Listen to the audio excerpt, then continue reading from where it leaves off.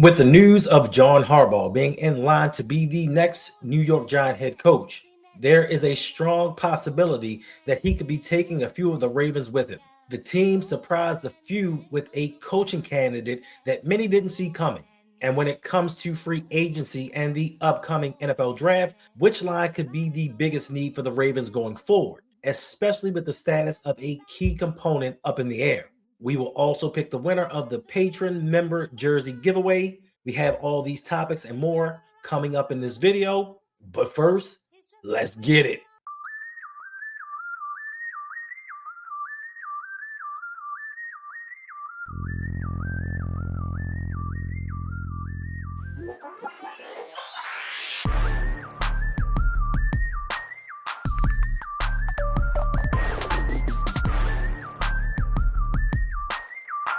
It seems like the Baltimore Ravens offseason has been dragging on for forever, but in reality, we haven't even reached the end of the 2025 season. And now, with the Ravens being eliminated from the playoffs and letting John Harbaugh go, there is this sense of uneasiness with the flock. Now, don't get me wrong, the excitement is still there for a laundry list of possibilities. The direction, the whole construction of this team, there is just a bunch of unknowns that have us Ravens fans on edge, nervous with excitement. But there may be just a little bit of doubt of how things may pan out. With John Harbaugh being poised to be the next coach of the New York Football Giants, there is a question that has arisen. When he leaves, when he packs his stuff up and goes, which of his favorite players is he going to take with him? Could a certain fan favorite follow him up I-95, especially with the New York Giants needing some help offensively? There is a likelihood, and no pun intended, that the New York Giants could be interested in signing tight end Isaiah Likely. And he would most definitely fill a position of need. Every young quarterback needs a security blanket, and Isaiah Likely could be that for Jaxson Dart. And I know that there's been a debate amongst Ravens fans about should Likely stay, should we try to re-sign him? Some fans love him, some fans can't stand him. Some fans point out the fact that he has never had over 500 yards receiving in an NFL season. And his last season, possibly in Baltimore, was not his best. Through 14 games, Isaiah Likely had 27 catches for 301 yards and only one touchdown. And when we speak of underutilized, that would be he. But let us not forget how clutch he has been for the Ravens in dire need situations. Not even to speak of the final game of the season when he had that clutch fourth down catch to keep the dream alive versus the Steelers. And my goodness gracious, Lamar Jackson, there have been questions this past week. If you want to compare apples to oranges, he has touchdown catches in the playoffs versus another tight end that Ravens fans tend to love. So he shows up when the team really needs him. And we saw what he could do when he was given an opportunity to be the star tight end on the team when Mark Andrews was down last year. And I don't know if I said this before, but he comes in clutch during the playoffs. Excuse me. Hello, darkness, my old friend. Caught a little bit of the dropsies. Don't know what that was. But anywho, even with the Ravens fans that believe we should keep him around, this would be a tough task for a general manager who has a squad that doesn't have a lot of money under the cap. Now, it may seem like it because the Ravens have brought forward $10 million, which is the most that we brought forward in about 10 years. But the Ravens being $20 million under the cap, with all the holes that we need to fill with 24 pending free agents, it just might not get it done. And having Likely signed a contract commensurate to what Mark Andrews got is going to be a little bit of a daunting task. The Ravens have many a need on this team, and paying two tight ends $26 million is a lot to ask for. Now, in my opinion, it was a mistake to sign Mark Andrews as early as they did. Even if they had planned on re-signing him, they could have waited till after the season. But for some reason, with the loyalties, with that head coach still being here, they felt the need to reward Mark Andrews for a declining career. But alas, here we are. Mark Andrews, 3 years, $39 million extension for $13 million per season. It kind of breaks down into a one-year deal. But being that we are so cash-strapped with so many needs this offseason, that $13 million could come in handy. And Isaiah Likely is a young, ascending player. He may not have given us what we needed this season, but going forward with a new coach that possibly knows how to utilize him a little bit better may have worked out for us in the long run. Todd Monken was brought in here because they loved his 2 tight end sets at Georgia. Didn't see that 2 tight end set work too well in Baltimore at all.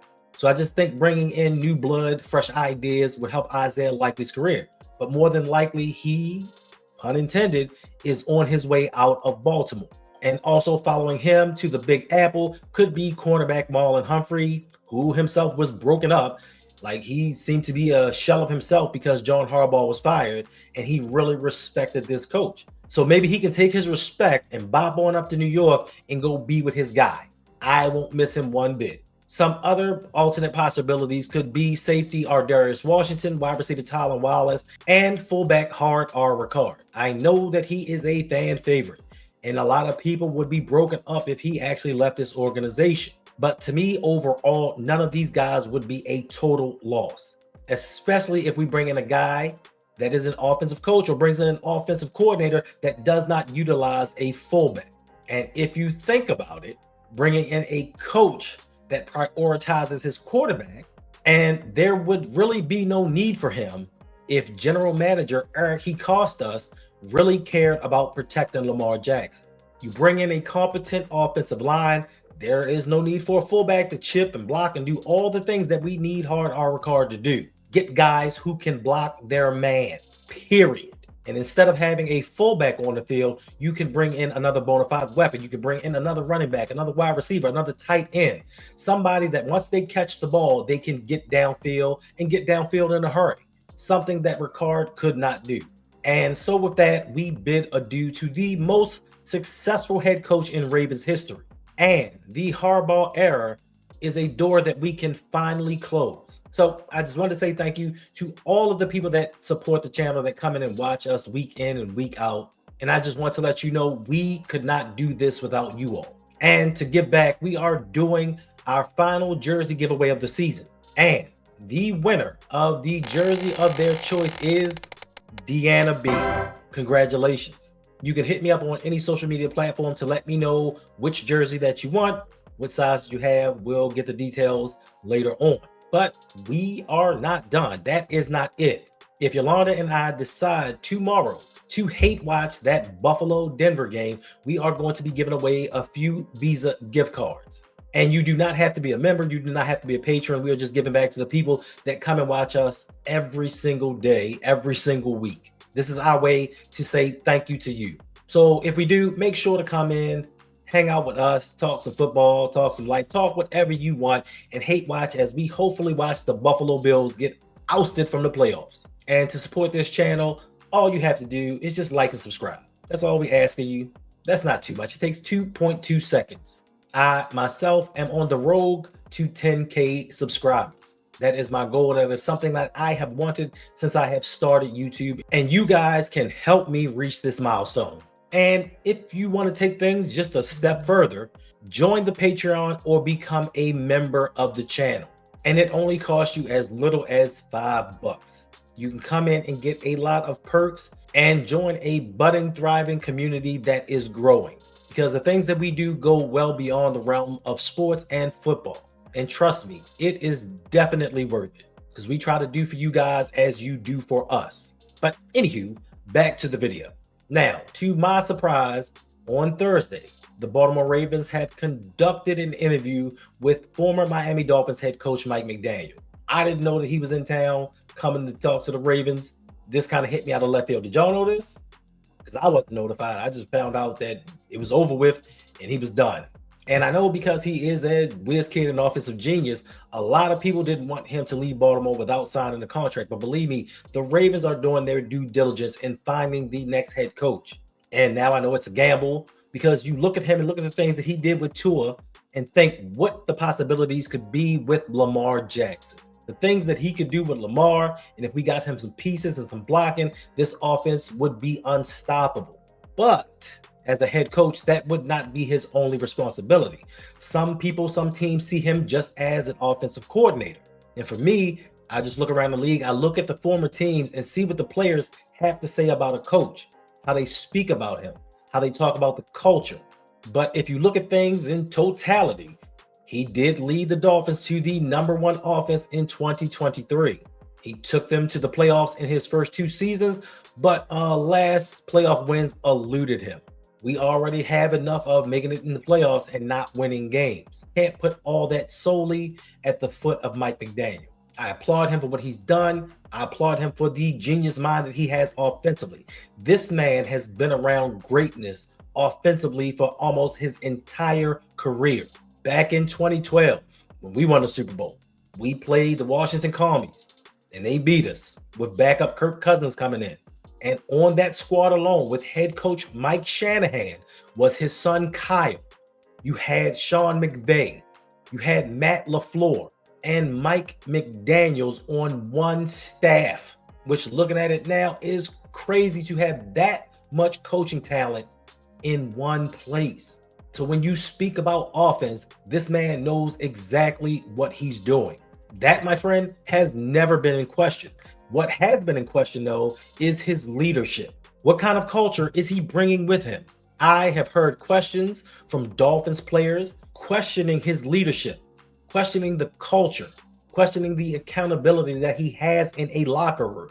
Even Mike stated himself that there needed to be a culture reset. Well, who started this culture? Who initiated it? Who was the leader of this culture? And this is why I have certain doubts about him becoming the head coach of the Baltimore Ravens. Now, having him as the offensive coordinator, I'll take it 10 times out of 10. But this man is in high demand. Don't know if he's going to actually get a head coaching job, but that lack of discipline, that lack of leadership, that lack of accountability is not what we need as a head coach right now. We just came from that. And then I get even more news. At the time of this recording, news flashed up that the Ravens have requested a second interview with former Cleveland Browns head coach Kevin Stefanski. I don't know what this means, but for him to be the first one to get the second interview, buckle up, Buttercup. It is going to be a bumpy ride. But I'm still optimistic, though. Second interviews do not mean at all that a vacancy is going to be filled. I just think that the team is using every opportunity, turning over every stone to find the right person for this job. But Kevin Stefanski, So there are a lot of possibilities for the Ravens when it comes to head coaches.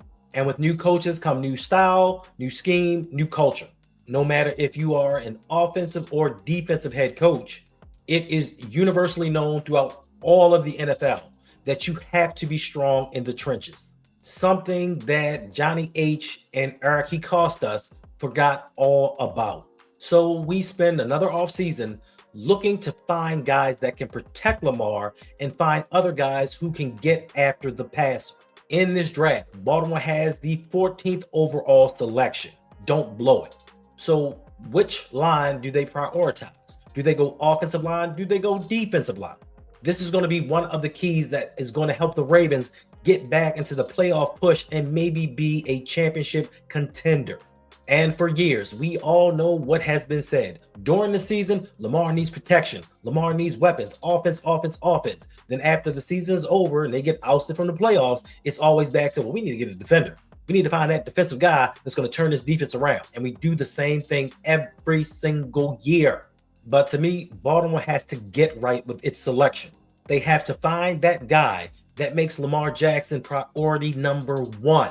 I'm sorry, I lied. I'm number 1, 2, 3, 4, and 5. His protection should be first and foremost. We saw exactly what happened this season with Lamar getting beat down. We have done wrong by this young man ever since he has come into the league. You do right by me. Everything you even think about gonna fail. So to me, the choice is clear and obvious. Protect Lamar at all costs. And I know that some people want the Ravens to return to prominence as a defensive team, but I think that we have the pieces here, and a different defensive coordinator will maximize their skills and get better out of them. And also, the Ravens have been known historically to find better defenders in the later rounds than they have certain offensive players, especially when we're talking about the O-line. I know that Nnamdi Madubuike's career may likely be over, and we have to find a suitable replacement. But if you look back at it, we found him in the 3rd round. He is a humongous loss. We saw the effects of that this past season, but LJ has not received what other franchise QBs have received throughout this league, and that is just adequate protection. I'm not even talking about the best protection. I'm talking about just average. So get somebody in free agency. Then when it comes to the first round pick in the draft, go out and get a stud. Get somebody that can block for Lamar and not a defensive tackle that had 2 sacks this past season and 3 sacks the year before. Yes, he may be high on upside, but I'm tired of upside when it comes to the players that your guy picks, because they don't pan out early on, and maybe they hit in year 3 and year 4, then they price themselves out of Baltimore. We see this each and every year. I don't need guys that I hope they make a leap during the season. I need guys that have had college production come in and compete right now. Even though we just came off an 8-9 season, we have the pieces there to be in contention for a Super Bowl every year. So I need rookies to come in and contribute immediately, not in year 3. Please, please, please, please stop with the projects and give us some blue chip prospects. And especially with us drafting this high, this is something that doesn't come around too often. We may not get another chance like this in the near future to bring in somebody with top 15 talent to help transform the identity of this team. And we saw during the press conference, Mr. He Cost Us could be general managing for his NFL life in Charm City.